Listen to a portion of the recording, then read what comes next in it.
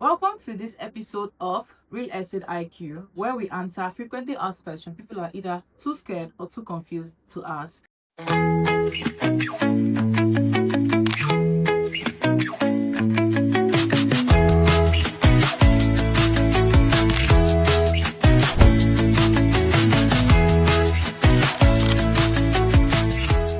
The truth about real estate is that buying land is not just about having money.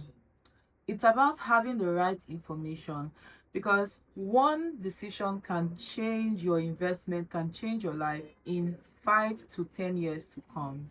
So on today's episode of Real Estate IQ, we'll be answering the most important question asked in real estate. How do I find the right property, or finding the right property for real estate investments? The first question I have on my list is, how do I identify a good location for land appreciation in the next 5 to 10 years? So this question is one of the biggest questions that people ask, because a lot of investors, they want a return on their investment in 5 years, 10 years. Some people don't want to wait as long as 15 years. So they tend to ask, how do I know if a piece of property will be valuable in a particular period of time?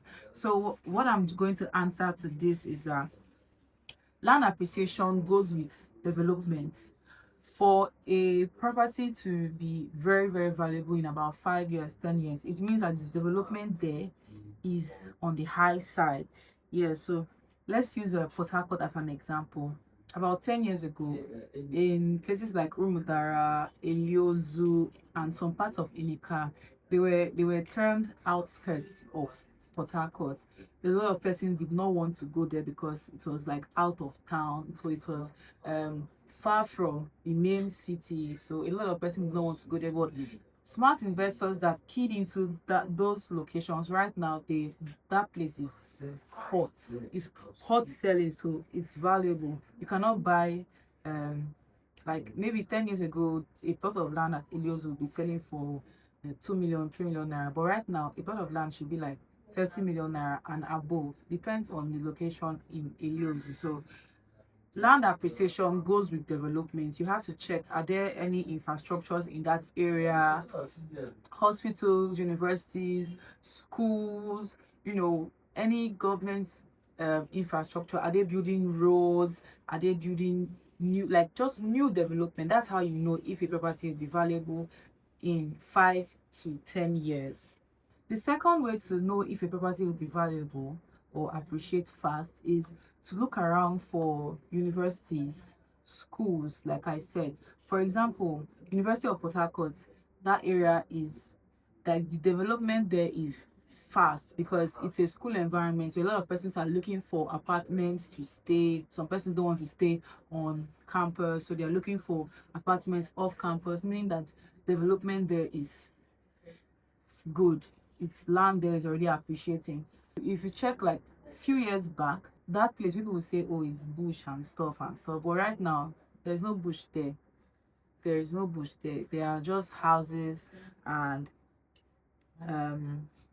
development is there. So the third way to know if a property will be valuable or if it will appreciate fast is population movement. Once you notice that, well, once you see that people are moving to a particular place, a particular part of let's say Port Harcourt, you know that development is moving there. So that's another way to know if a land is good, or if it's a good location for land appreciation.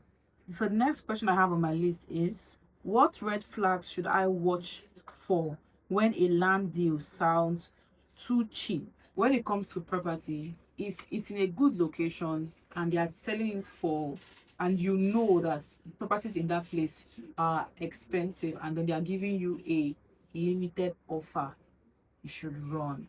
Because lands that are too cheap to be true, they require more investigation, because you need to know why. So whenever somebody tells you that they have a limited offer or a land that is cheap, your first question should not be, where can I pay to, or who can I pay to? The first question should be, why is it so cheap?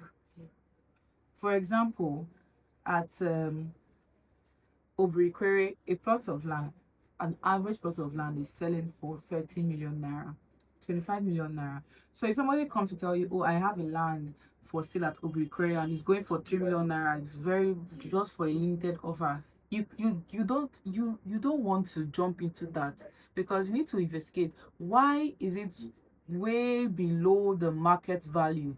You need to know that cheap land often come with a lot of problems. It's either there is a government acquisition on it, or the area is prone to flood, or it has a bad title, or there are disputes on the land. So land that are cheap or too cheap, you don't want to go into that. You need to do proper investigation, proper due diligence, so that you not waste your money and then buy this property and then you find out that it's all bad. Yeah, so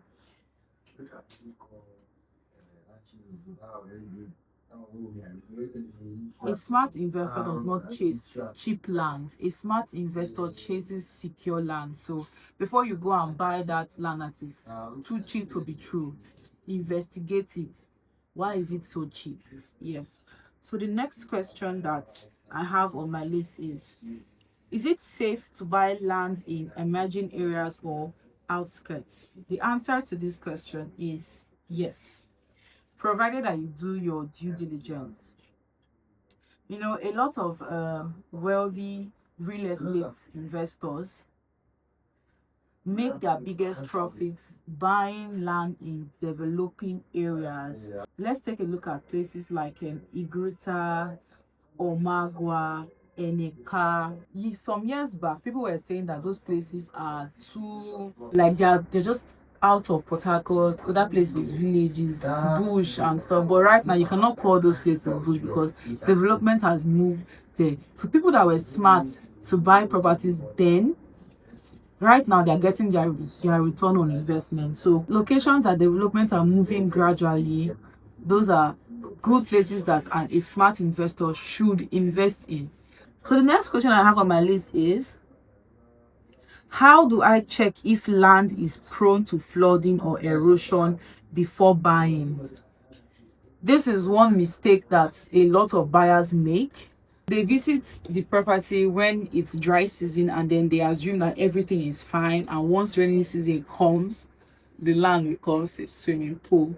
So right now in Port Harcourt, there are some places that are actually very, very prone to flooding or erosion. So it's best that even after you visited the site or the property during the dry season, you go back again. Okay, after rainfall. So like here in Port Harcourt, recently it has been raining a lot.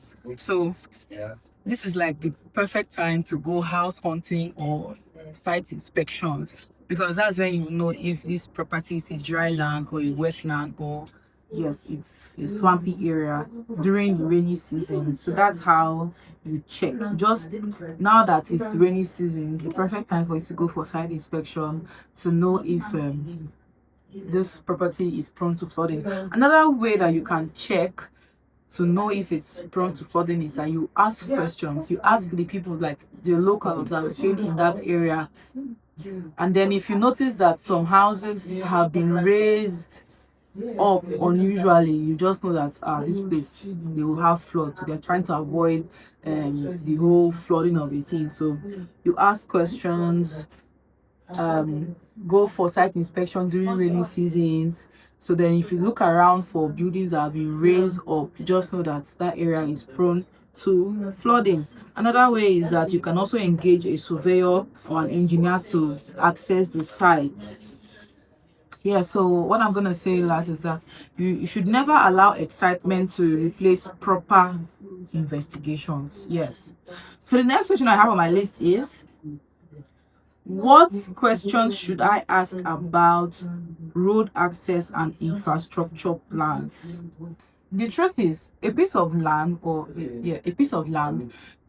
without proper access road can remain underdeveloped for years. So before you buy, always ask, is the road motorable? Is there motorable road down to the property? Is it accessible during rainy seasons? Is the road public or private? Can vehicles access that place? Are there plans for road expansion? What about electricity, water supply, schools, hospitals, markets? Those are questions that you should ask about the road. So for example, east-west road, a lot of persons like that east-west road because the roads there are very accessible. The roads there are very accessible. So like Obriquere, east-west road, the roads there are accessible. That's why people love or people want to go to those kind of places like Obriquere for an example. So land itself is important, but accessibility often determines how valuable that land will be. So the next question I have on my list is, should I buy land near family or far away for better investment? This depends entirely on your objective. If you want to build a family home, so it's best, like I said, it's based on your what you want. So if you want to build a family home, you can build one close to your family, like your relatives. You can build around, maybe around the same state or the same community that your relatives are.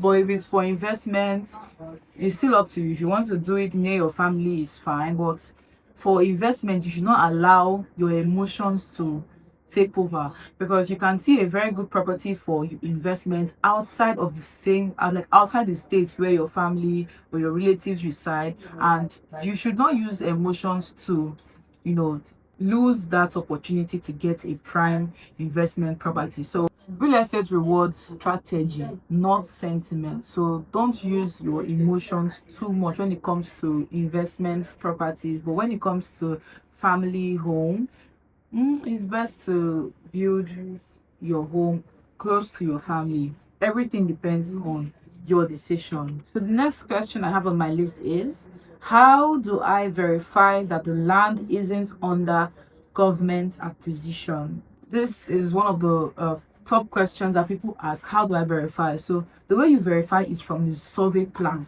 That's why the survey plan is very important. It's a very important document in real estate investment survey plan. So it's from the survey plan that you can get the surveyor to chart this land, and then to give you all the details of the property and even the ones that are around there. That's when you know if it has a government acquisition on it. Some people tend to not do this, and over time they will now find out that this land is for the government, or government has already acquired this for so things, and then they will lose their money. No, that is not something we want. So verify properly through this survey plan. A licensed surveyor, like I said, can go ahead and chart it. You can ask questions through the Ministry of Land and stuff. So the Ministry of Land. The difference between a smart land buyer or an investor and an unlucky one is just information, proper information. The more questions you ask before you buy, the less regrets you would have when you eventually buy this property. If you found this episode helpful, do well to share it to someone who is interested in getting properties and would have questions that he or she wants to ask and is too scared to ask. So share this video with that person.